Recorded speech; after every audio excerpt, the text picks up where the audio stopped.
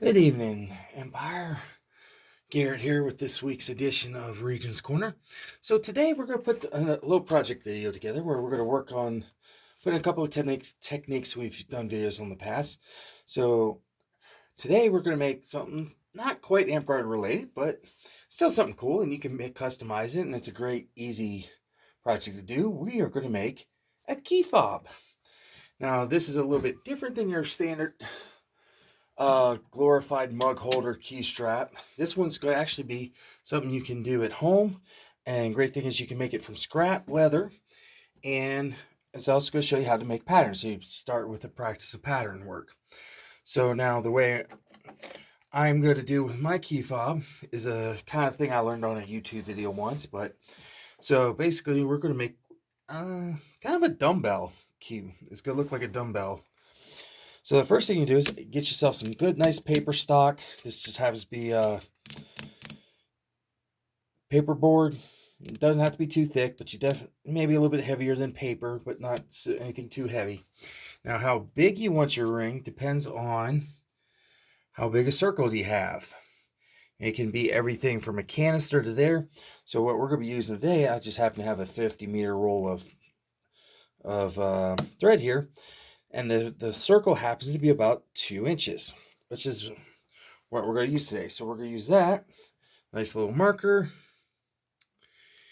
and we're just going to run the circle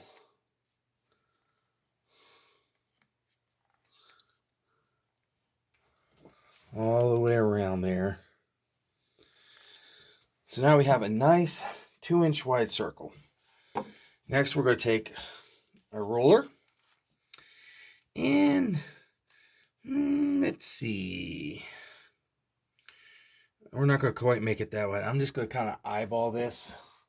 But I think we're going to want about a 1/2 inch. Well, let's put it this way. Let's not highball. So let's find. We're just going to mark and mark. Yeah, that looks pretty decent there. So we're going to make our marks about a 1/2 inch. And then from there, we're going to draw a straight edge about 2 inches out.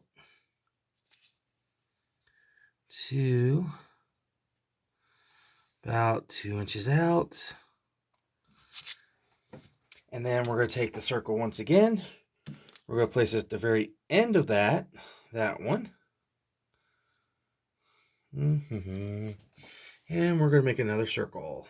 Whee! Yay, circles.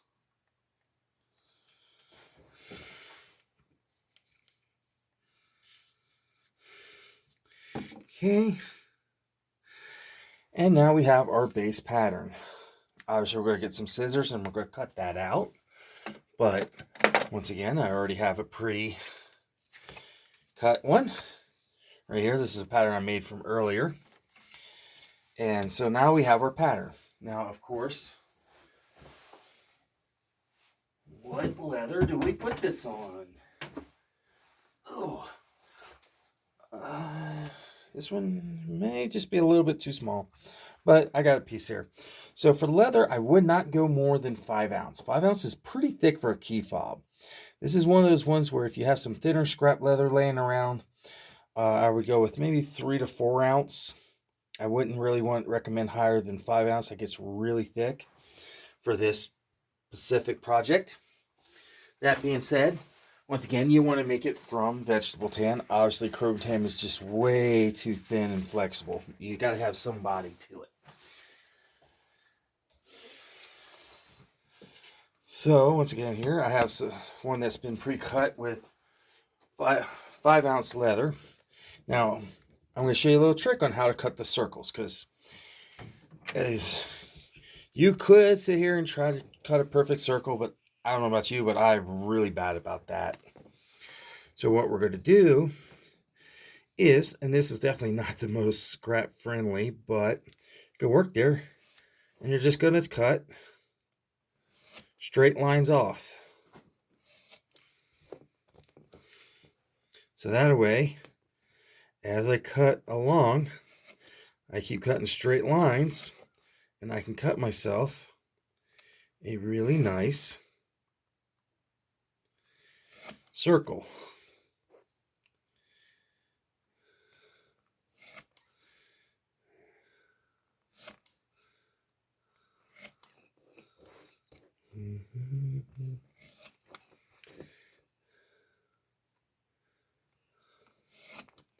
This way I'm not sitting here trying to carve around it and causing, really, that makes it really hard to do.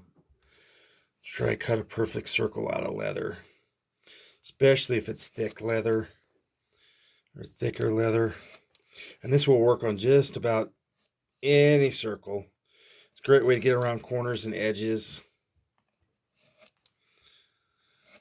as well. So voila, now that we have our, get rid of all this scrap here. Now we have our base leather. Once again, because we're going to be doing this, I recommend a number 1 edge beveler. And we're going to, go ahead, let me put this on the way.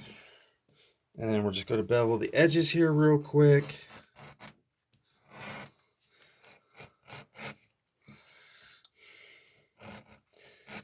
Now we're only going to bevel the top side here. We're not going to do both sides because when we fold this over, we want the 2 flat ends to be together. And then that way only the outer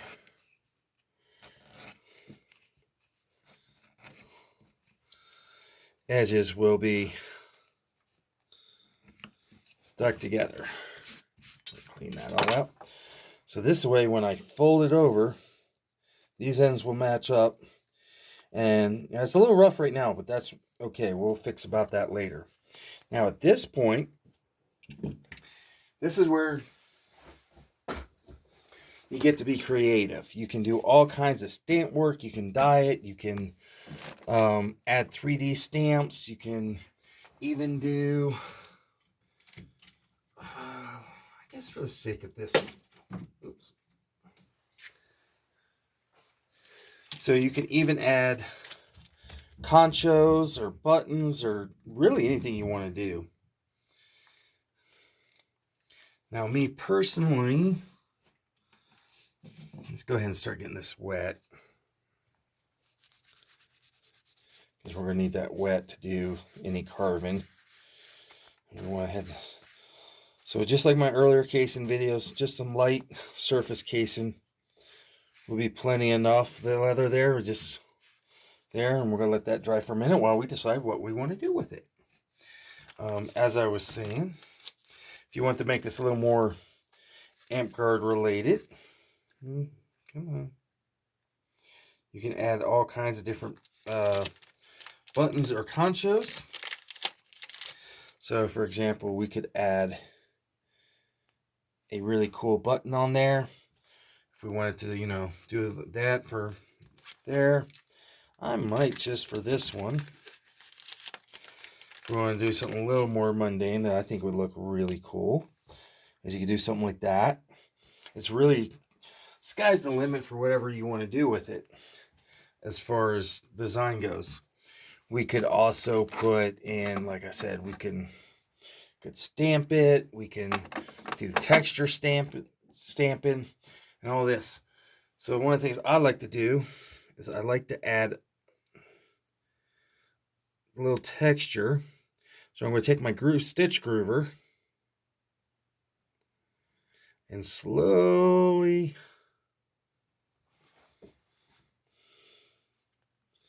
work my way around it. This is going to do a couple of things. One, if we decide we're going to do some background stamping to it, this will help give us a clean edge to know where we're going to stop, as well as a nice divider.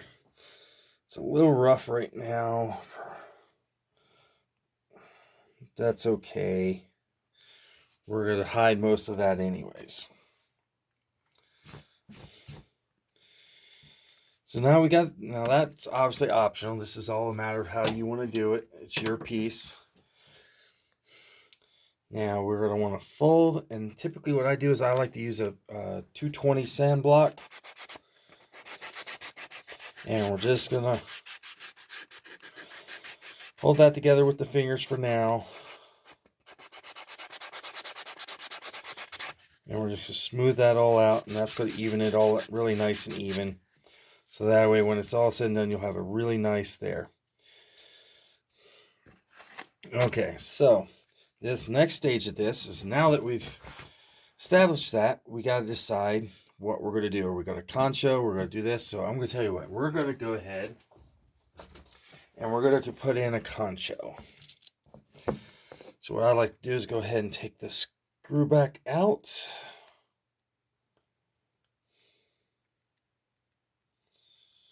Okay. Center that up. Press it down. So that way you have a nice mark on there. Get yourself, gosh, what size are we going to need here? Probably a 3/16 hole punch. We'll punch that through. We're going to fold that over, make sure all that matches. Punch the hole there. Voila, that's going to give us our hole. The concho to fit in really nice. And then this one, we're not going to do anything hidden. And that will go right in there. So, now with this one, once again,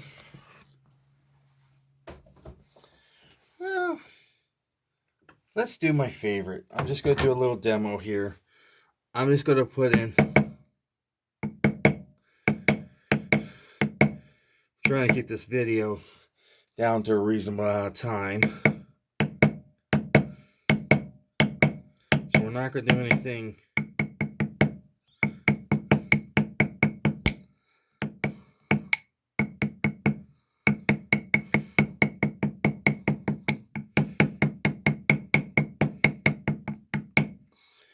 too crazy here.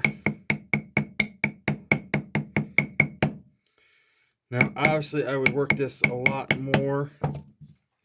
But you see, we put some texture in there. We're going to line up our stamp. And for the purpose of the video, you can keep, obviously, I would do a lot more texture, and I would texture both sides. But for right now, let's just say we're not going to. The next step is the good old standby contact cement. Always use well-ventilated area. I could tell you all kinds of stories about why that's a bad idea not to do this, say, there. You're going to glue on both sides, and then you're going to glue that down. Once that's glued down, you're going to go ahead and dye it at whatever color you like. So let's just assume we colored it. We're going to install our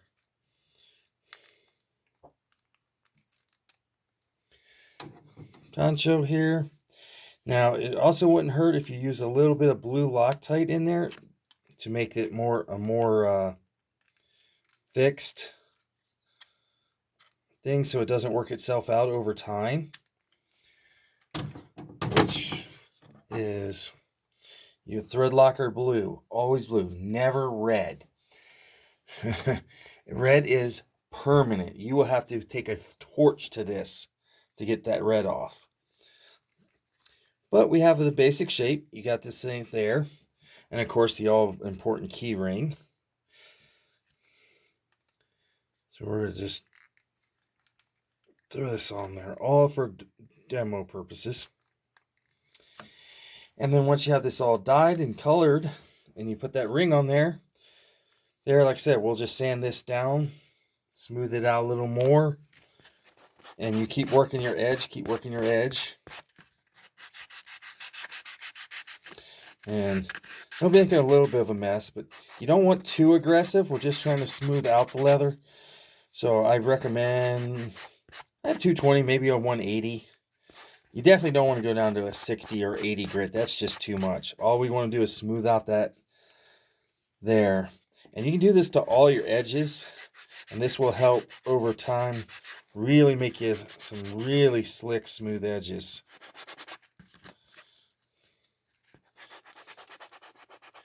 Now, obviously, this would all be glued down. Now, when you're using the contact cement, like I said, you're going to do DAP sticks to DAP. So you want to make sure that that all sticks together. You let that sit for 10, 15, 5, 10 minutes maybe. And then you stick it together. You can put your concho in here. You stamp it. You do all that first. Glue it. Then I would dye it. And then add the hardware.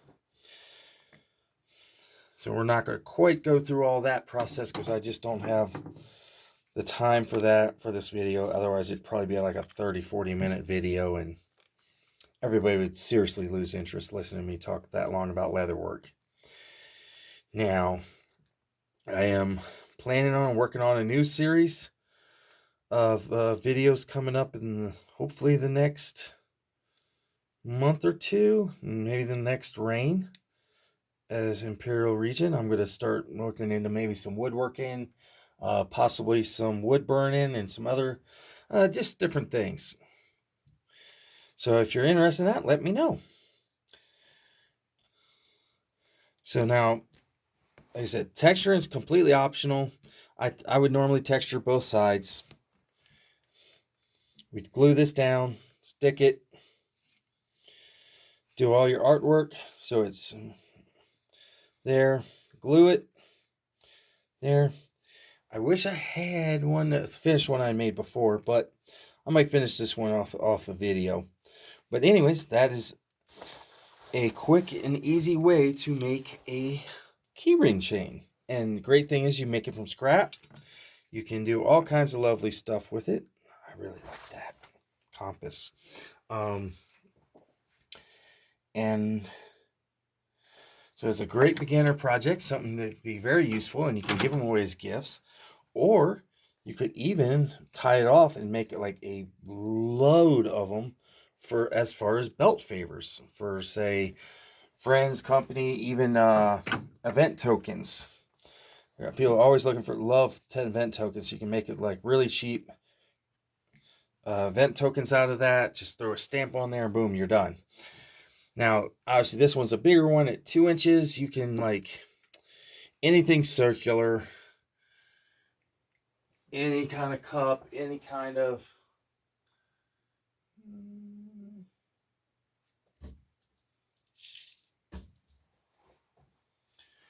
really any circular size you want. You can make it as big as small as you like, but I like a 2-inch. You know, it's nice, it's fit in the hand. It's good enough, and it's really easy to work with when it's that big. But, you know, you can make it smaller. You can make it bigger if you really wanted to. I wouldn't go much bigger than 2 inches, honestly. But it's your project, and so you do as you like with it. And with that, I think that will do this week's episode. I hope you enjoyed how to make a key ring, and, you know, always remember, it's whatever you want to do. It's how you know, this is all your self-expression here. I'm just here to give you ideas and show you kind of how things are done. And with that, that is, we'll wrap up this week. And until next time, stay crafty.